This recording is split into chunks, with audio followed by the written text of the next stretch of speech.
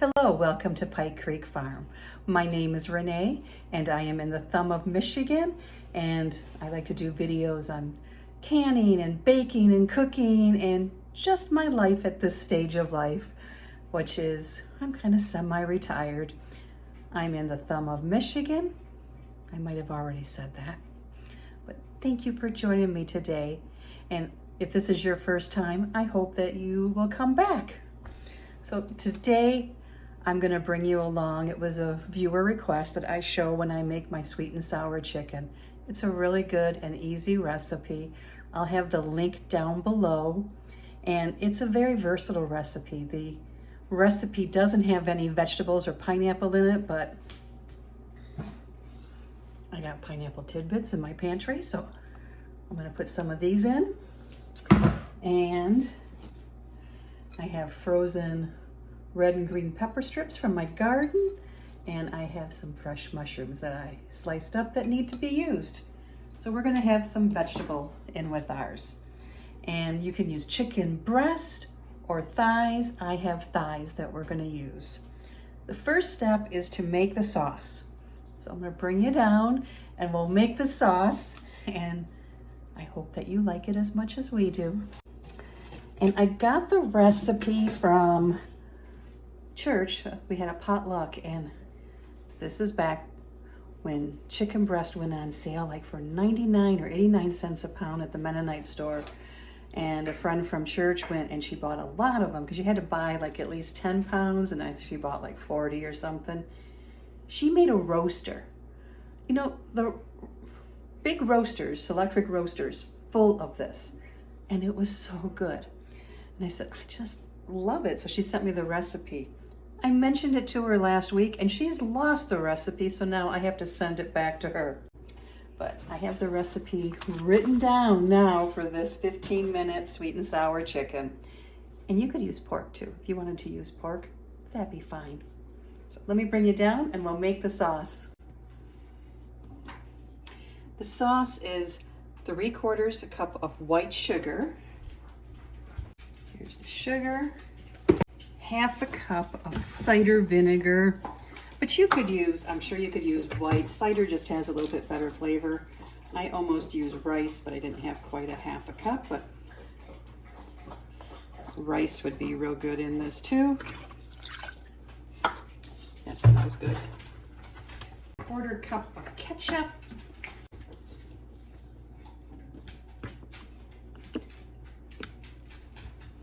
I'm going to set it here and do this. Two-handed is better. Who remembers the glass bottles that you would take a knife and hit it? Or karate chop it?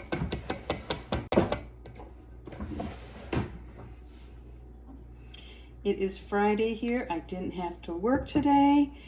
I got some errands run. I went down to the Mennonite store just to get the pork chops that were on sale, the meat market, not the big Mennonite store.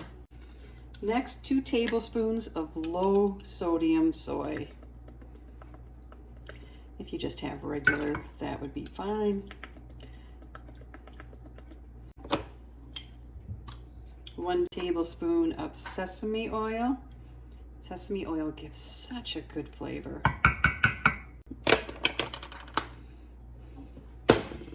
And 1 tablespoon of brown sugar. You want that packed. And then it says 3 cloves of garlic. I'm just gonna add garlic powder because I don't feel like doing the cloves. Sometimes I do. That was about 1/2 tablespoon.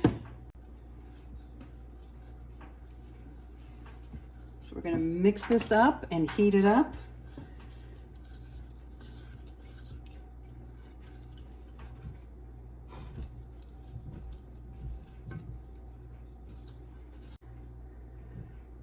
I'm going to add cornstarch and cold water. 2 tablespoons of water and 1 tablespoon of cornstarch.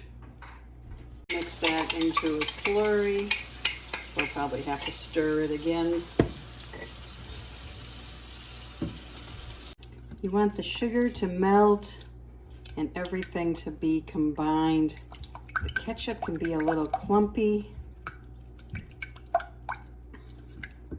Sometimes you need a whisk.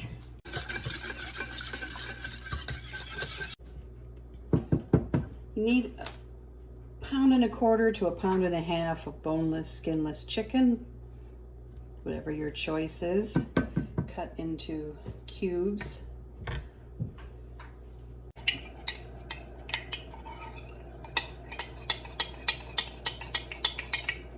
Okay, stir up your slurry. Add that in. Give it a stir and let it come back to a boil. Get rid of my mess. And this will turn back translucent.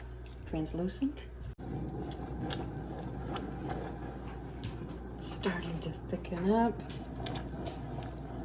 It smells tangy. You know, that little bit of vinegar. And it's thickening up. See how it's like coating.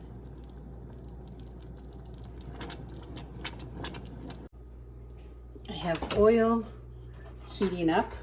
You want it on medium high, like a little above medium. I have the chicken here. You could do this in a plastic bag if you wanted to. Sprinkle some cornstarch on.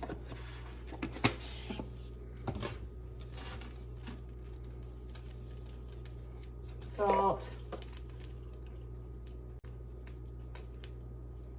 Pepper. Whoop, that's too much.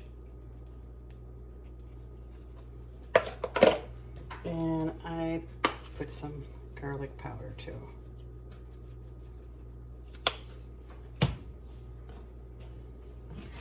And then we want to mix this up. I'll have the exact measurements down below. I just always eyeball it. We'll let this sit as the oil is heating up. And I'm going to cook this in batches so that it doesn't get crowded.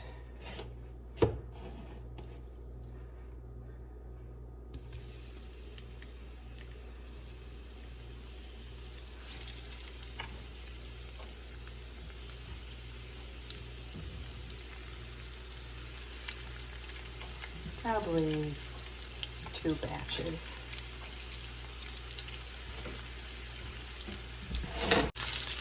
You want it to get nice golden brown and done. It takes about like 5 minutes.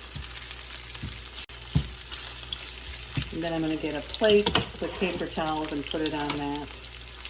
And you might have to add more oil in between.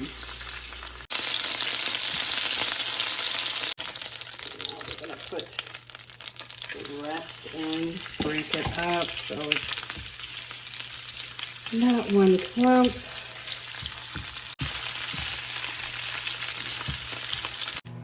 The meat's all done. I haven't added any more oil. That was plenty that I added. I probably could have added a little less, but we'll add in the veggies now.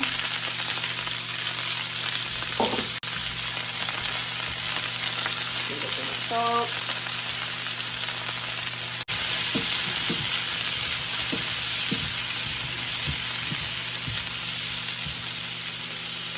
And I don't want this whole can of pineapple in here. I'll use it with cottage cheese or something else.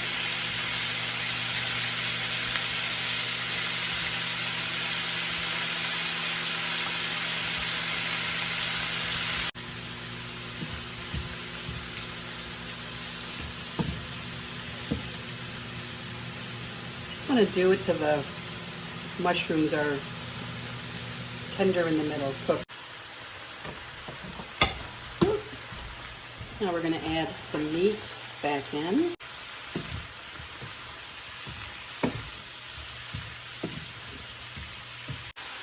And we're going to add in the sauce.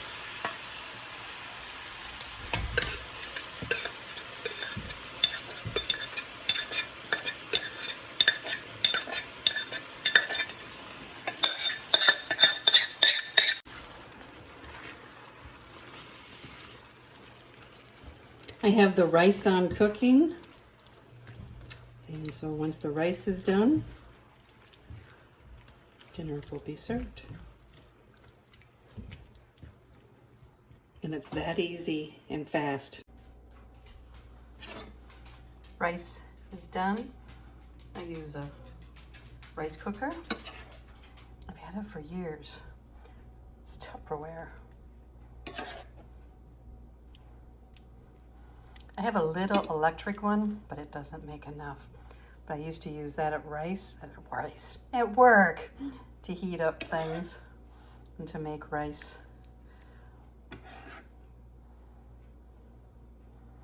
I sometimes put broccoli in this, pea pods, water chestnuts.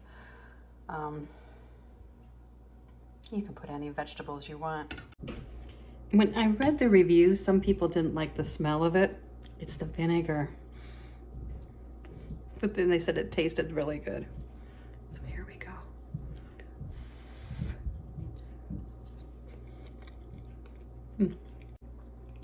It has a tang, it's sweet. The meat is so tender. Even chicken breast turns out tender and juicy. Here's one of the peppers. So they still look really pretty. Little bit of crunch. My favorite, mushrooms. So there you go. Dinner tonight, according to the menu plan. And it's as good as takeout. It really is. And much more frugal, especially if you're feeding a family. You can make this for a whole family for a lot less than getting takeout Chinese, which I love. I love.